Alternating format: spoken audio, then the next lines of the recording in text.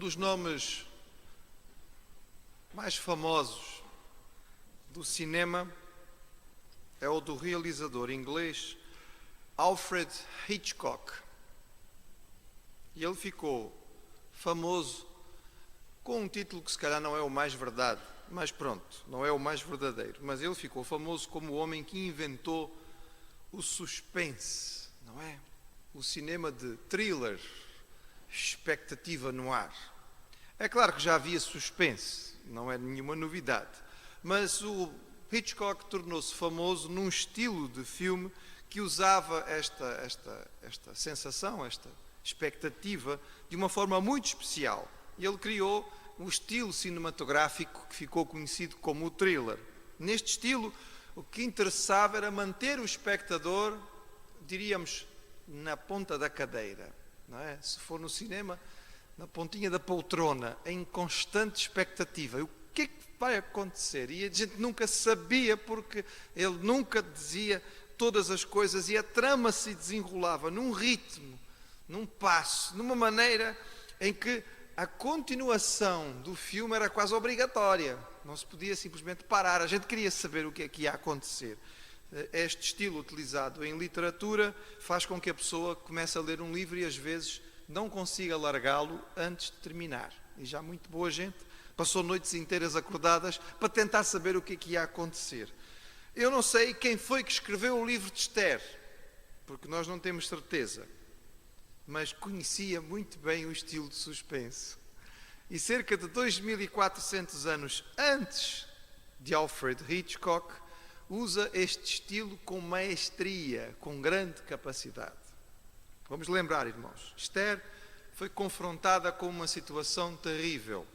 O príncipe Amã conseguiu enganar o rei Assuero e lançar um decreto no qual todos os judeus vão ser eliminados.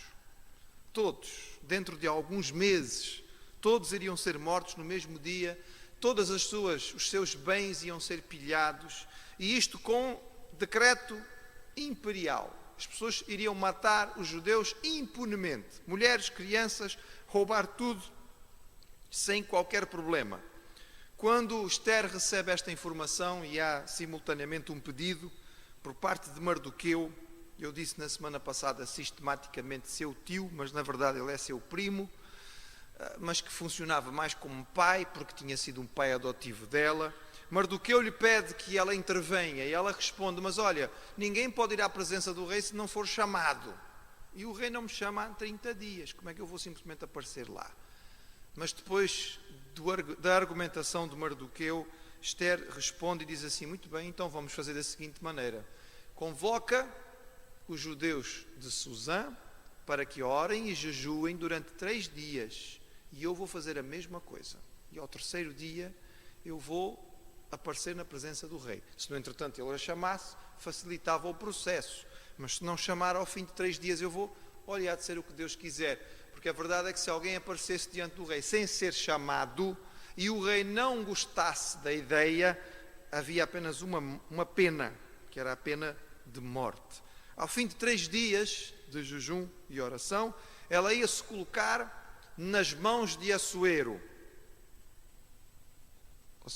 Ou será que era nas mãos de Deus? Vão passar 3 dias, irmãos. 3 dias de jejum e oração. E além dos 30 anteriores, passam-se mais 3 e o rei Assuero não chamou Esther. Mas o irmão tem a sua Bíblia aberta em Esther capítulo 5. Então vamos ler o que aconteceu. E diz assim: sucedeu, pois, que ao 3º dia, Esther se vestiu de seus vestidos reais e se pôs no pátio interior da casa do rei, defronte do aposento do rei, e o rei estava assentado sobre o seu trono real, na casa real, defronte da porta do aposento. E sucedeu que, vendo o rei a rainha Esther, que estava no pátio, ela alcançou graça aos seus olhos. E o rei apontou para Esther com o cetro de ouro que tinha na sua mão, e Esther chegou e tocou a ponta do cetro. Então o rei lhe disse: que é o que tens, rainha Esther? Qual é a tua petição? Até metade do reino se te dará. E disse Esther: se bem parecer ao rei, venha o rei e Amã hoje a um banquete que lhe tenho preparado. Então disse o rei: fazei apressar a Amã, que cumpre o mandado de Ester. E vindo depois o rei e Amã ao banquete que Ester lhe tinha preparado, disse o rei a Ester no banquete do vinho: qual é a tua petição? Isso te dará. Qual é o teu requerimento? Isso fará, ainda até metade do reino.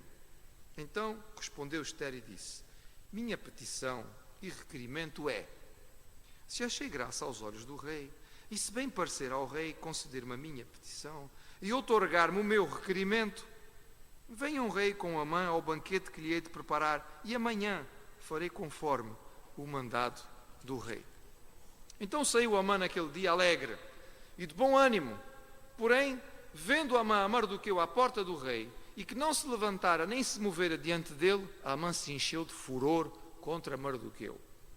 Amã, porém, se refriou, e veio à sua casa e enviou e mandou vir os seus amigos e a Zeres, sua mulher, e contou-lhes Amã a glória das suas riquezas, a multidão dos seus filhos, e tudo o que o rei o tinha engrandecido, e aquilo que o tinha exaltado sobre os príncipes e servos do rei. E disse Amã: tampouco a rainha Ester a ninguém fez vir com o rei ao banquete que tinha preparado, senão a mim.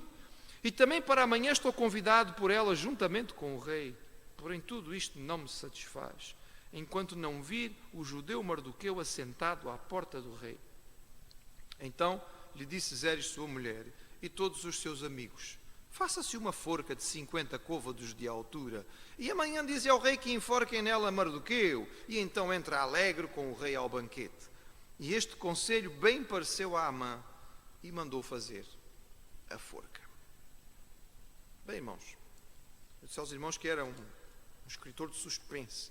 A coisa começa complicada, mas parece que ainda termina pior.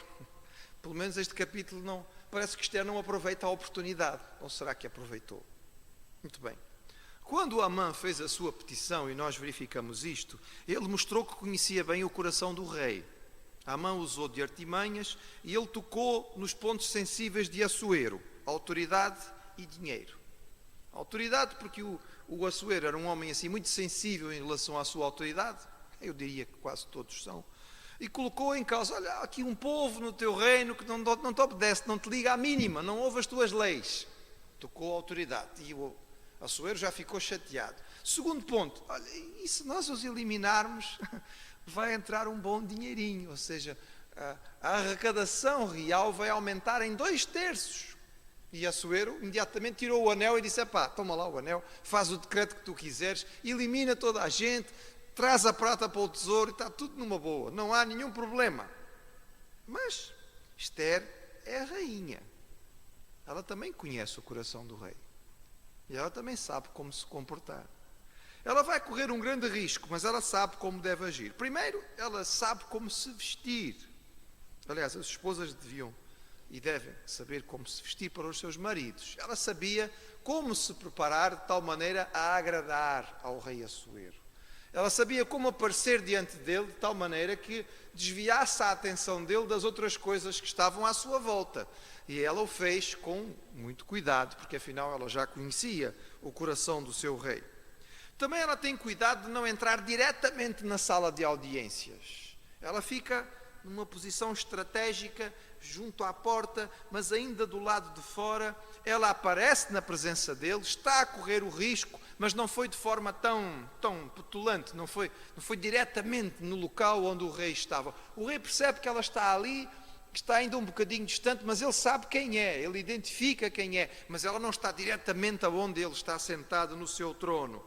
E ela então usa estas atitudes para tentar cair melhor. Nós não sabemos, irmãos, se os servos que estão à volta têm consciência do que se está a passar aqui. Não temos a ideia de quantas pessoas percebem o drama que está-se aqui a desenrolar, o risco que ela está a correr. Os eunucos que são mais próximos sabem, porque eles sabem que o rei não mandou chamar Ester. E, portanto, se Ester apareceu, deve ter sido um susto para eles. O que é que esta vem cá fazer? Esta mulher está-se a arriscar muito. Evidentemente que os eunucos e os servos da própria rainha também sabiam o que estava a acontecer, porque tinham acompanhado com ela todo este processo. Enfim, a verdade é que quando ela chega ali e Assuero a vê, diz aqui o texto que ela alcançou graça aos seus olhos. Não é a primeira vez que nós usamos esta expressão ou que vemos esta expressão sendo usada.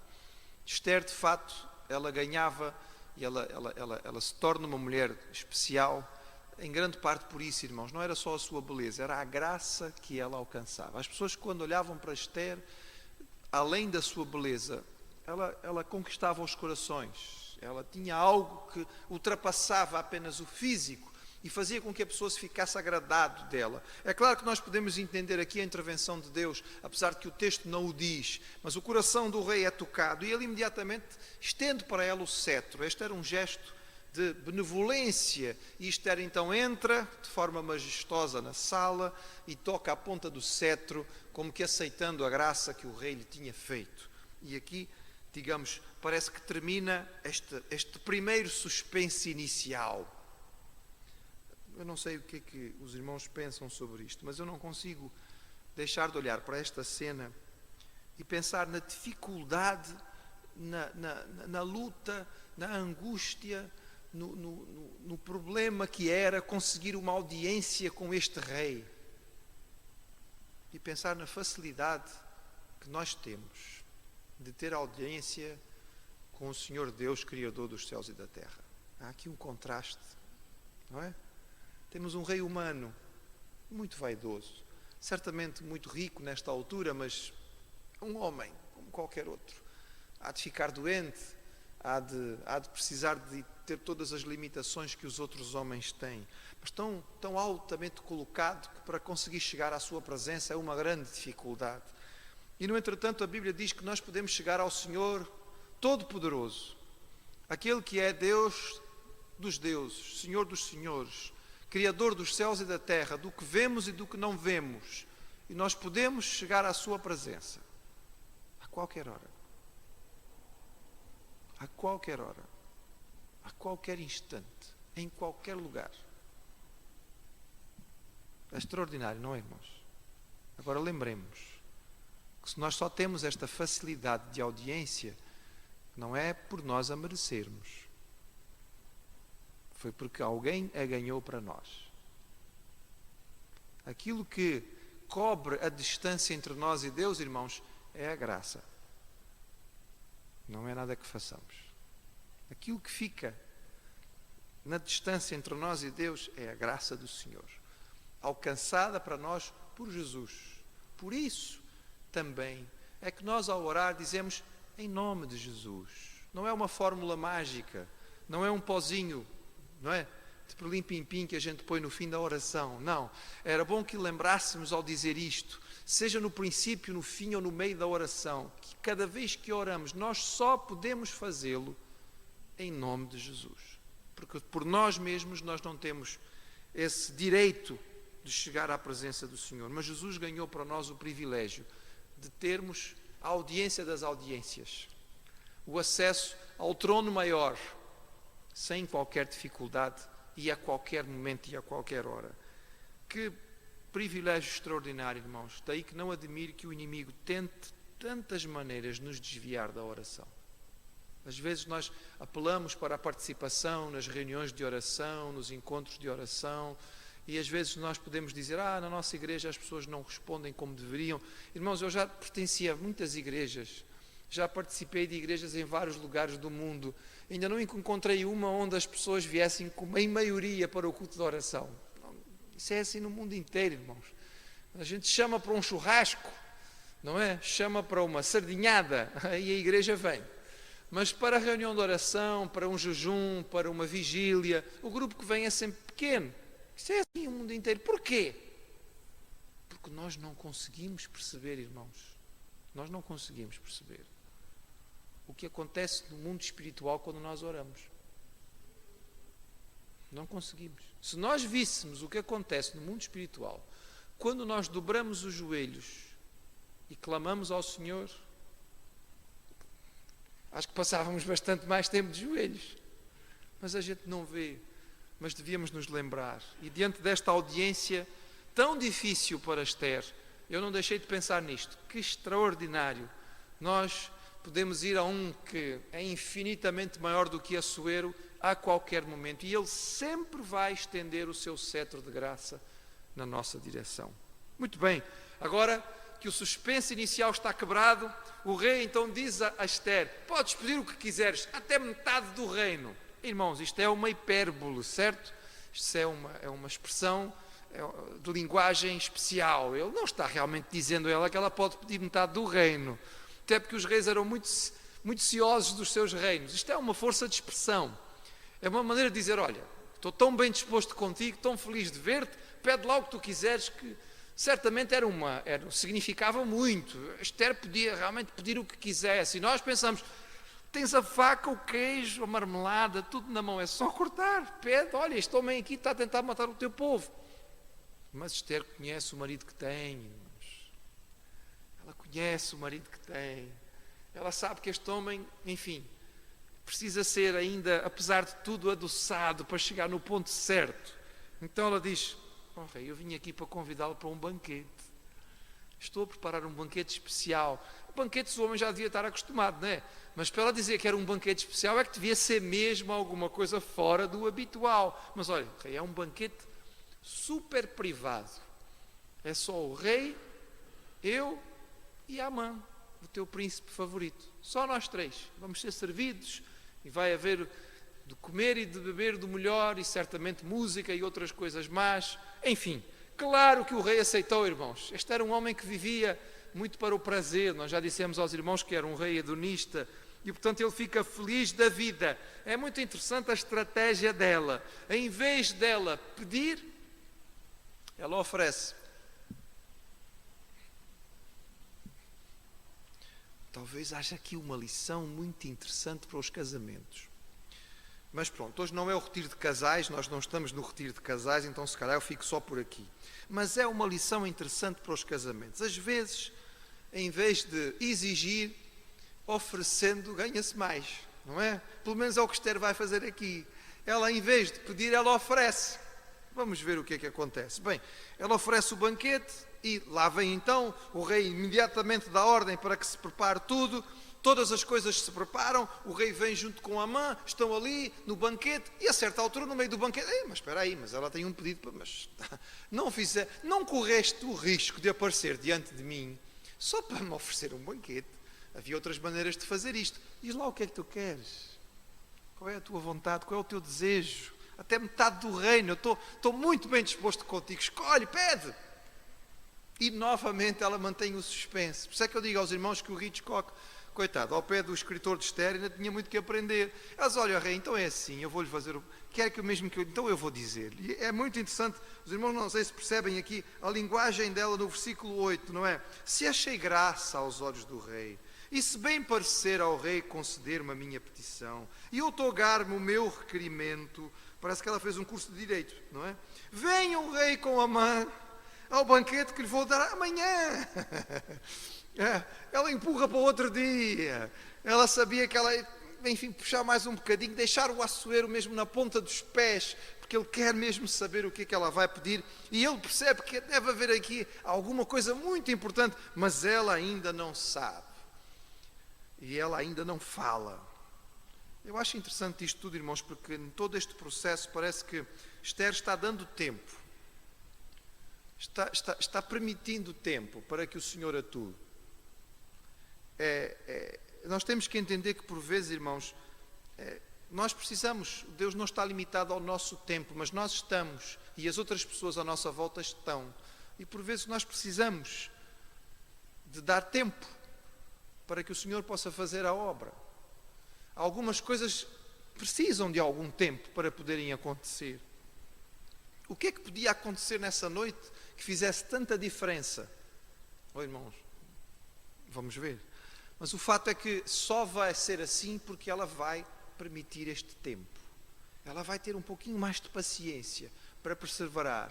Ela já vinha em oração até aqui, certamente vai ser mais uma noite em que ela vai passar em oração e que o seu povo na cidade vai continuar a interceder e a rogar ao Senhor para que as coisas aconteçam. E então, aquele dia termina com esta expectativa e o Amã está nas nuvens. Ele está, enfim, não é? nem consegue descrever a sua felicidade. O Amã não anda, ele está numa fase em que ele levita, não é? Ele é impulsionado pelo vento, volta para casa tão feliz, tão inchado, que ele não consegue se conter. Ele está no ponto mais alto do que ele, só o imperador. Então a rainha convidou o rei, e a mim, só a mim. Mas irmãos, a satisfação daquele que não conhece a Deus nunca é completa. Nunca é completa. Não há nada que preencha o coração do homem que não tem Deus. E este homem que está no ponto mais alto possível, da riqueza, da luxúria, das honrarias, da facilidade de vida, que tem tudo, não consegue ficar satisfeito. Porque ele passa na porta, ele vê o Mardoqueu não se levanta para ele, e irmãos, era para ele se borrifar, não é? Porque é que ele tinha que se preocupar com o Mardoqueu? Este homem está no topo do topo, ele está na posição mais alta. Por que dar tanta importância a um homem que na verdade não lhe podia fazer nada de mal? Mas a maldade é assim mesmo, irmãos. E o homem que não conhece a Deus, de fato, não consegue ter satisfação. E todas as riquezas do mundo podem não ser suficientes quando ele vê uma coisinha que o pobre tem e que ele não tem. Às vezes pode ser um lar feliz, às vezes pode ser um casamento bem estabelecido, às vezes pode ser um filho bonito ou uma criança bem educada. Há sempre alguma coisa que aquele que tem tudo não tem. E o Mardoqueu vai para casa amargo, apesar de todos os motivos de satisfação. E ele chama os seus amigos, os seus filhos, os seus familiares, conta-lhes da sua posição, mas depois no fim, em vez de terminar com uma nota positiva, termina com amargura. Mas nada isso me serve, porque eu não consigo tolerar enquanto o Mardoqueu estiver ali vivo. E vem a sua mulher, Zeres, e dá um exemplo, dá uma sugestão que me lembra muito de Jezabel. Lembra-me muito de Jezabel. Os irmãos lembram-se do episódio de Nabote, não é? Da vinha de Nabote. Acabe era o rei, tinha tudo, mas tinha uma vinha. Nabote tinha uma vinhazinha mesmo ali ao lado que ele queria. Tinha a terra toda para ele, mas ele queria aquela vinha. Foi ter com o Nabote e disse: "Epá, vende-me a tua vinha." E Nabote disse: "Não posso, isto é a minha herança." E o rei sabe que as heranças foram herdadas diretamente do Senhor. Eu não posso vender o que Deus me deu e deu aos meus antepassados. E vai ele para casa emburrado, deita na cama virado para a parede, que nem criança. E lá vai a mulher: "O que é que se passa contigo, homem? Tu não és rei." "Ah, mas o Nabote não me vendeu a vinha." "Então não seja por isso, matamos o Nabote e resolvemos o problema." E é exatamente a mesma atitude de Zeres. "Não seja por isso, então tu és o homem mais importante do reino, depois do rei. Mas manda fazer uma forca e amanhã enforcamos o homem e ponto, assunto encerrado, não se discute mais o assunto. Mas olha, faz uma forca grande. 50 côvados era para aí uns 23 metros. Os irmãos já viram o que é 23 metros? É muita coisa, não é? Sei lá, vai para o 3º andar, por aí, ou quase 4º andar, uma coisa gigantesca. Manda fazer uma... Eu já disse aos irmãos que as forcas não são exatamente forcas, mas não vamos entrar em pormenores. O fato é que ele manda erigir aquela coisa enorme e ele pensa: bem, agora eu vou resolver o problema. E estamos a ler a história, irmãos, vejam o suspense. O suspense inicial é que o povo vai ser todo eliminado. Neste momento ainda não mudou nada. Só se agravou um bocadinho mais. Porque antes do povo morrer, que ainda faltam vários meses para isso acontecer, primeiro vai morrer o Mardoqueu, porque o Amã está determinado a, no dia seguinte, pedir ao rei que ele seja morto. E o rei, que era capaz de mandar matar uma nação inteira, os irmãos acham que ia ter dificuldade em mandar matar um homem? Era a coisa mais fácil. Ou seja, Esther aparentemente consegue chegar à presença do rei, mas não resolve ainda o problema do seu povo e ainda chega ao fim do capítulo com esta expectativa. E agora? O Mardoqueu vai morrer e vai morrer mais depressa ainda do que todos, a não ser que, durante a noite, aconteça alguma coisa. Mas como nós estamos a fazer isto no estilo Hitchcock, nós só vamos saber o que vai acontecer, não é? No próximo estudo bíblico.